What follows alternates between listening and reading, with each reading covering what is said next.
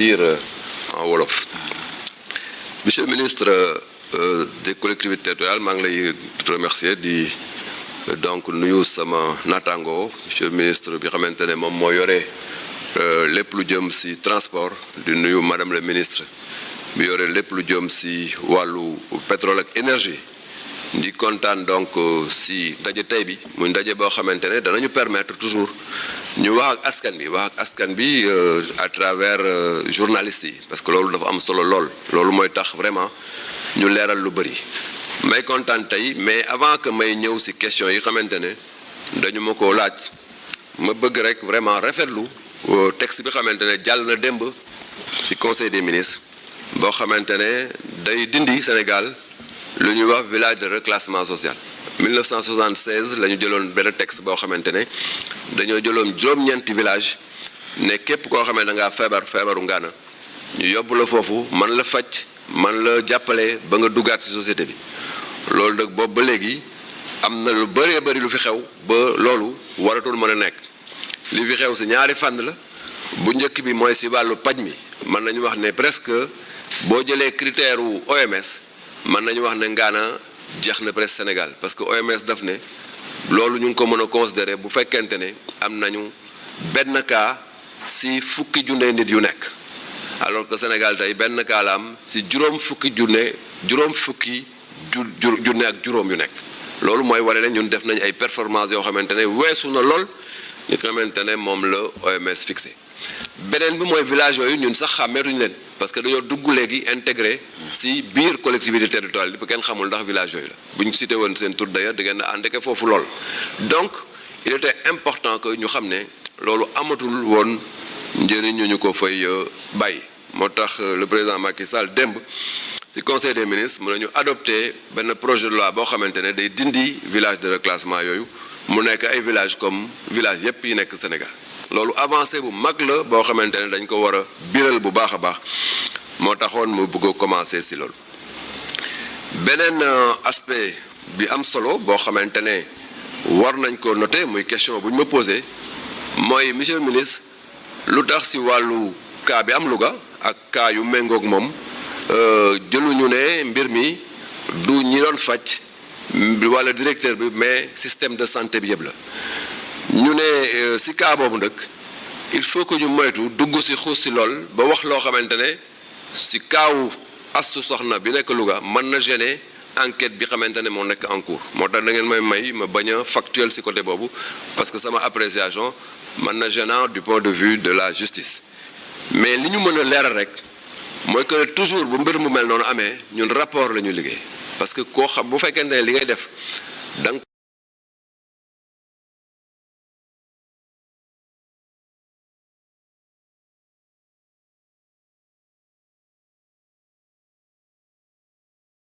maintenant direction de la santé de la mère et de l'enfant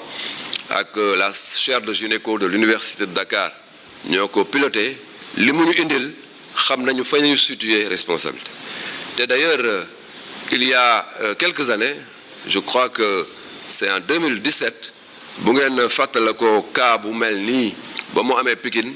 rapport bi dafa génne woon leneen loo xamante ne indexé wul woon personnel de santé man en tant que ministre maa jóg a jóg jël la parole ne la responsabilité des chirurgiens engagé wuñu ko du tout je crois que cas de figure bi nag leneen la joxe moo tax décision yooyu ñu jël ko may wax ne mbir mi du tuuma bu ñu teg ci kaw sage-femme yi du tuuma bu ñu teg ci kaw médecin yi du tuuma bu ñu teg ci kaw personnel de santé et d'action sociale yi j'insiste beaucoup là-dessus moom laa woowoon tout à l'heure bi may wax nasaraan ne il faut pas que l'arbre cache la forêt l'arbre de la non-performance ne doit pas cacher la forêt de la performance benn nit mën na nekk fa mu nekk def ci benn instant T loo xamante ne moom lañ ko tuumal il faut pas que nag ñu partir de la foog ne dañ ko saaw ñépp ñun xam nañ ne personnel de santé et d'action sociale yi muy sage-femme yi muy infirmier yi muy médecin yi muy chirurgien dentiste yi muy pharmacien yi ñoom ñépp xam nañ effectivement seen ngóora te réew mi wax na leen waaw góor ba tey bu yàggul la ñu def loo xamante ne àdduna bépp moo ko ràññee ba réew mi wax leen ci waaw góor bon nag ñun xam nañ ñoom lan mooy seen taxawaay mais xam seen taxawaay du tere bu fekkente ne kenn def na loo xamante ne man na donc indi jéeya boo xamante ne du lu rafet bu ñu bàyyee cas boobu mu jàll boobu moytul responsabilité individuelle boobu mën na tax ñu tuumaal ñëpp moo tax il est important que dans un système lu mel noonu bu amee ñu indexé ko correctement bon nag mbir mi du mburu corporation mais mbiru individu la te dans tous les systèmes di nga gis chauffeur bu génn def accident boo xamante ne moom moo fautif ñu teg ko ci yoon loolu ça veut pas dire que chauffeur du Sénégal yëpp ñoo fautif je crois que loolu il est extrêmement important ñu koy répéter bu baax même si on comprend ci circonstances yu mel ni benn solidarité de corps boo xamante ne lu ñu mën a comprendre la bu fekkente ne ñële ñu ngi entre les liens de la justice ñu leen di donc topp pour di leeral mbir yi ben c'est tout à fait humain que ñi bokk ak ñoom corporation wan leen benn solidarité mais il était important aussi que nous au niveau du gouvernement ñu leeral loolu ne comportement individuel en un instant T par rapport à un cas bien précis moom la ñu donc adressé de cette manière-là may wax ne li ñu laaj mooy système bi lu tax indexé wu leen ko oui système de santé bu Sénégal du système de santé boo xamante ne lépp mucc ayib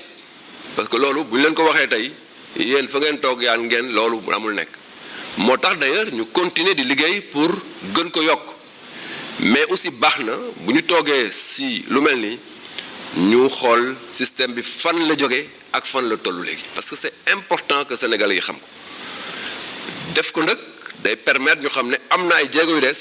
mais am na lu bëree loo xamante ne système bi def nañ ko may joxe rek monsieur le ministre des collectivités territoriales porte-parole du gouvernement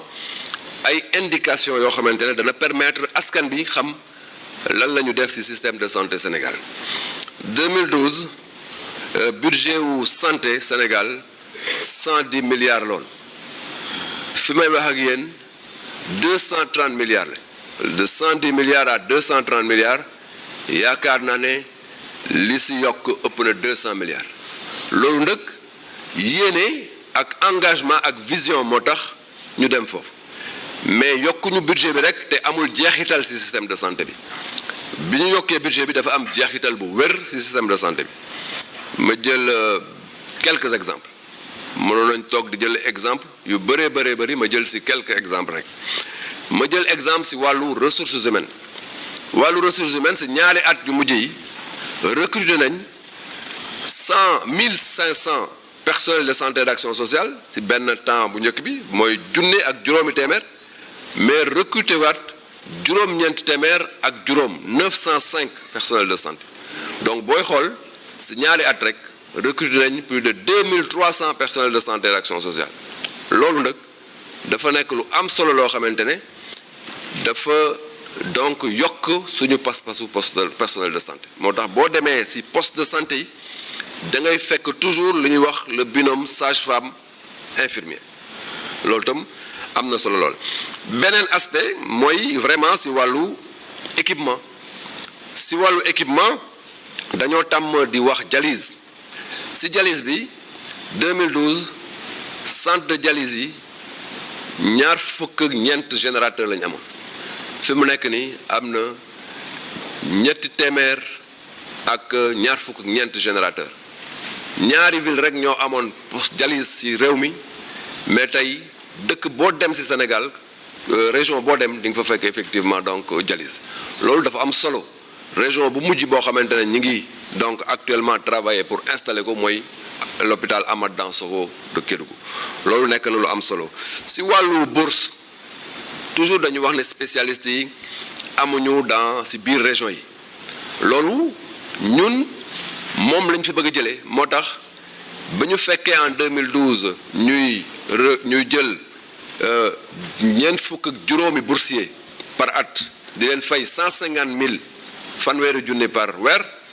ñu ne loolu il faut que ñu dakkal ko chaque année commission bourse yi dana joxe lu ëpp téeméer ak juróom fukki bourse en moyenne ba pare fayu bourse bi day nekk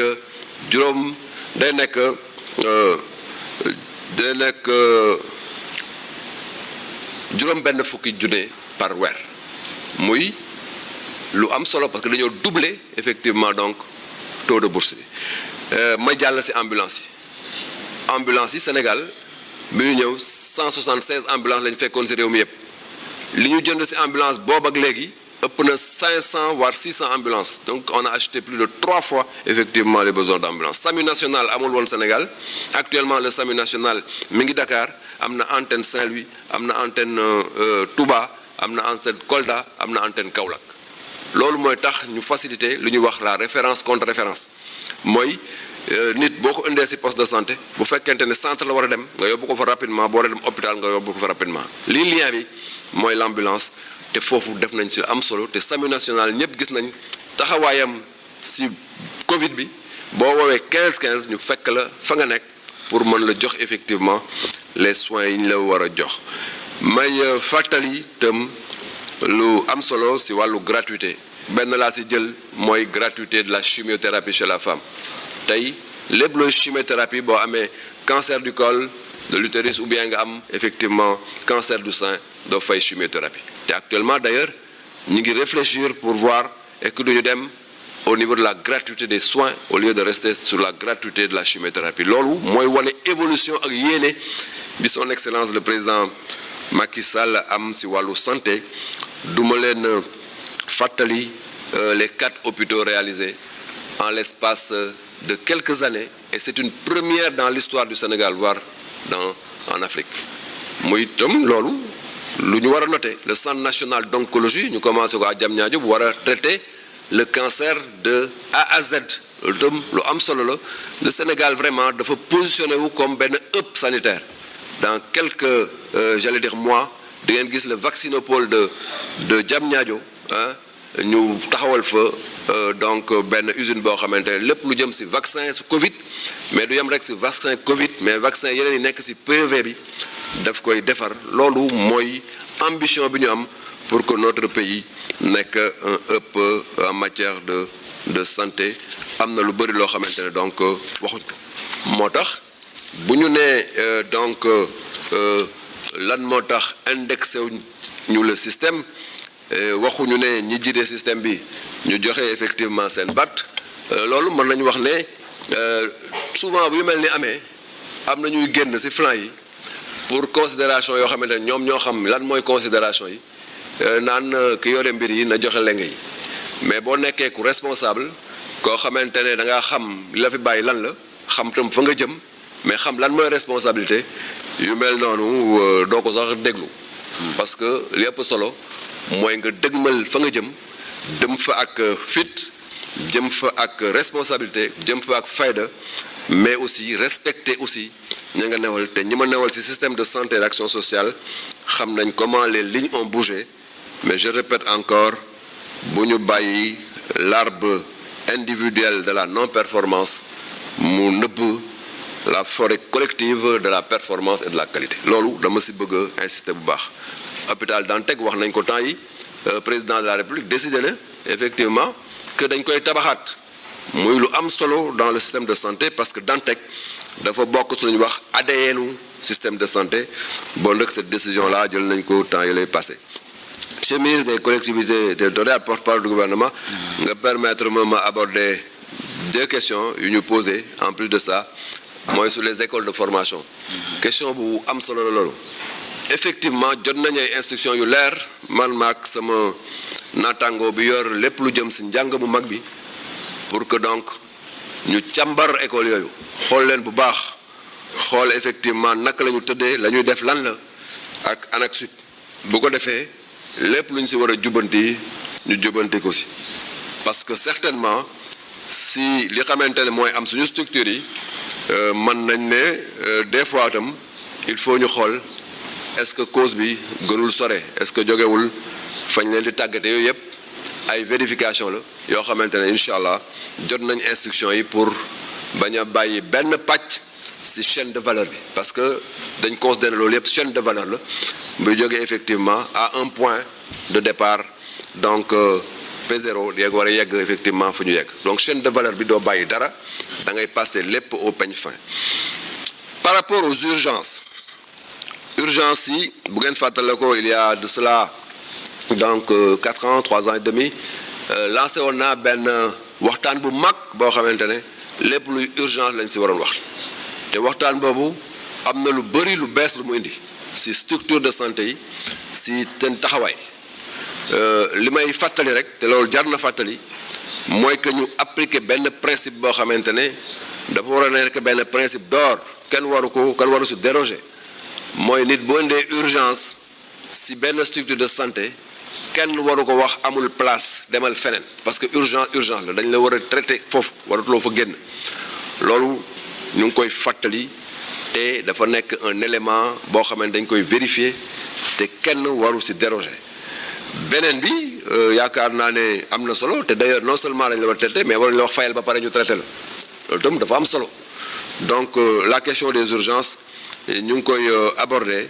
nekk na aspect bu am solo parce que c'est la partie la plus visible de l'iceberg mooy élément bi xamante ne bu ñu fa franchir rek lu bëri loo xamante dafa nekk ci gannaaw dootuñu ko gis parce que y a ce point là qui est un point très très délicat parce que indi patient bi souvent day nekk sous pression day tiit et cetera il faut donc ñu xool lu ñu ko gérer mais ñi indi patient itam bu ñu donc yaakaar ne parce que ñoo fi jiit rek après ñoom la ñu war a jëkk jël ki apprécier ki ñu war a jël moom moo am ay critères d'urgence am mën naa am ba sa malade sonn na ci sa gis-gis yow mais ki xamante ne moom mooy médecin moom mooy xam kan la donc war a jël en fonction du degré d'urgence mën na la wax xaaral parce que kii bu ko laalul peut-être que mu indi beneen jéeya donc loolu il faut que ngeen def confiance médecins yi parce que ay médecins yu xarañ ngeen am Sénégal mën naa wax ne mooy la première école de médecine d'Afrique bon dëgg nañ leen wóolu ay personnel de santé yu compétent lañ yéen ñi xamante ne gunge malade itam ngeen jàppale ñu ci côté boobu parce que bu ñu moytuwul dañuy demee ci émotion boo xamante ne day yàq le professionnalisme bi mbir mi laaj émotion boobu nag il faut que ñoom habitude di ko wàccee par la sérénité bon nag monsieur le ministre loolu laa ne woon danaa ko ci yokk ma lay remercier encore une fois et je me mets à votre disposition pour lépp loo xamante ne rek jar na leeral ñu leeral ko parce que sénégalais ak sénégalais yi fa ñu toog bëgg nañ xam mbir yi nan la demee maa ngi lay remercier bu baax. Merci beaucoup, Monsieur le ministre de la Santé et de l'Action sociale, Cheikh Abdoulaye Diouf Sarr, pour vos réponses complètes, pertinentes. À présent, nous donnons la parole à Madame Sophie Gladima, ministre du Pétrole et des Énergies, pour également répondre aux questions qui lui ont été adressées. Madame le ministre, vous avez la parole. Merci, Monsieur le ministre des collectivités territoriales et en même temps porte-parole